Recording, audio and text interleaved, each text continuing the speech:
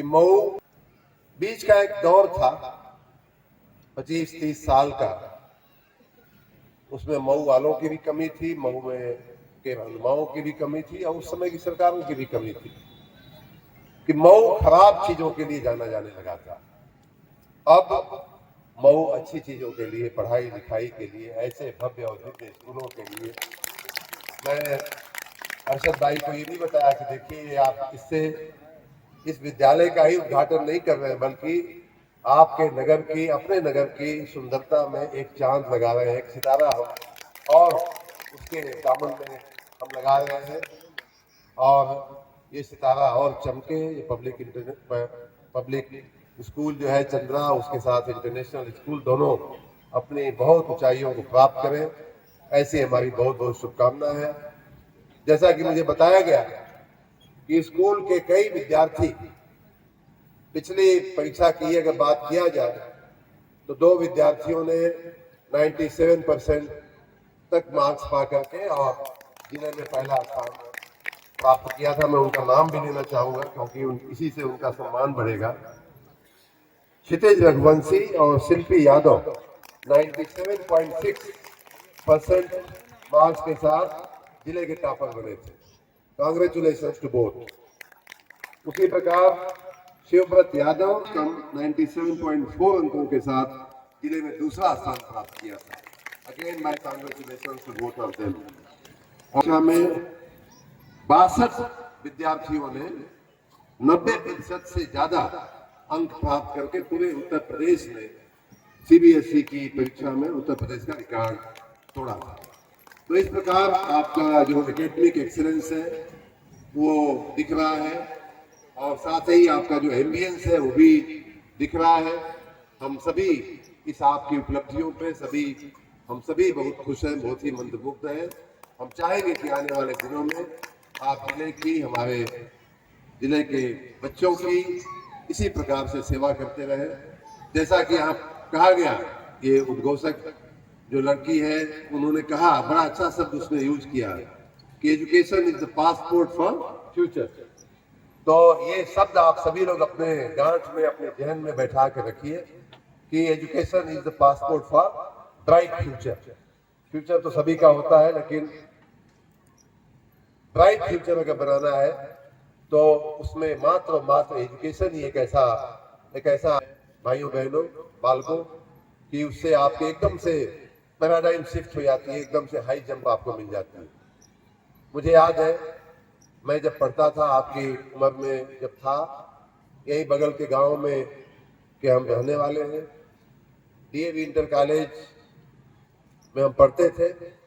एक टीचर ने कैसे कैसे, आप यहाँ अभिभावक भी बैठे हुए हैं इसलिए मैं बात कह रहा हूँ कि जितना ज्यादा सपना या जितना बड़ा सपना आप स्वयं अपने बच्चे के लिए देखते हो, उससे भी बड़ा सपना उसका टीचर देखता है, अगर सही मायने में वो टीचर है तो। और ये बात मैं अपने जीवन के साथ, अपने जीवन में घटी हुई 2 घटनाओं के साथ इस बात का मैं कॉलेज में आज भी हमारे वो गुरु जी जिंदा है, माननीय राम पांडे जी, मैथमेटिक्स पढ़ाते थे। एक दिन मैं गेट पे घुस रहा था, वहीं वो खड़े थे संजोग से, और मेरी पीठ पे हाथ रख के बोले, अरविंद मैंने आज एक बहुत अच्छा सपना देखा है। मैंने कहा गुरुजी क्या देखा है? उस समय 10वीं का विद्यार्थी में था तो बहुत सपना और ये सब की दुनिया समझ में नहीं आती थी, लेकिन उन्होंने कहा कि मैंने आज एक बहुत अच्छा सपना देखा है। मैंने कहा क्या गुरुजी क्या देखा है? तो बोले कि मैंने सपना देखा है कि तुम बहुत बड़े अफसर बनोगे। तो ये एक सपना और ईश्वर के पास है, उनके आशीर्वाद से उनका वो सपना पूरा हुआ। दूसरा एक उदाहरण मैं टीचर का ही दूंगा। ये एक तरह से शुरुआती टीचर थे और एक हमारे जो पढ़ाई का अंतिम जो हमारा पढ़ाव एमए किया जब पॉलिटिकल साइंस से प्रयाग विश्वविद्यालय से, तो वहाँ के जो हेड ऑफ डिपार्टमेंट हुआ करते हैं, एचओडी बोलते हैं, हम लोगों ने एक नाट्य प्रस्तुति किया था विभाग में।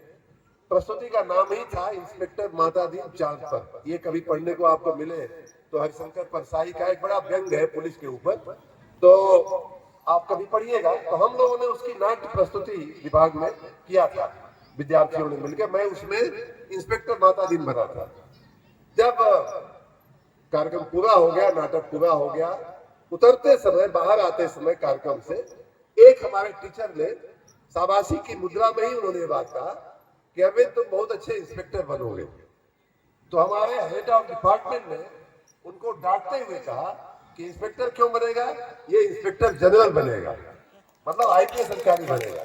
तो ये टीचर के जो सपने होते हैं, मैं तो यूं मानता हूं कि अगर शिक्षक और विद्यार्थी में सही संबंध है, सही श्रद्धा है, सही विश्वास है, क्योंकि सारी बातें अंततो गत्वा टीचर पे कितना दृढ़ विश्वास है विद्यार्थी का, और टीचर का कितना दृढ़ विश्वास है विद्यार्थी के ऊपर, इसी पे डिपेंड करता है। अगर वो सच्चा है तो जितना आपका अपना सपना होता है, आपके माँ बाप का सपना होता है, उसी में गुरु का सपना भी जुड़ जाता है और उसे और ताकत देता है। तो आज के इस प्रसंग पे मैं सभी इस संस्था से जुड़े हुए गुरुजनों का, और चूंकि मैं यहीं का पढ़ा हुआ हूँ मऊ का, तो इससे हमारी भी स्मृतियां ताजी हो गई। अपने गुरुजनों के प्रति भी मैं इस मौके का लाभ लेकर के उनके प्रति भी हमें अपनी ग्रेटफुलनेस, अपना कृतज्ञता जाहिर करता हूँ।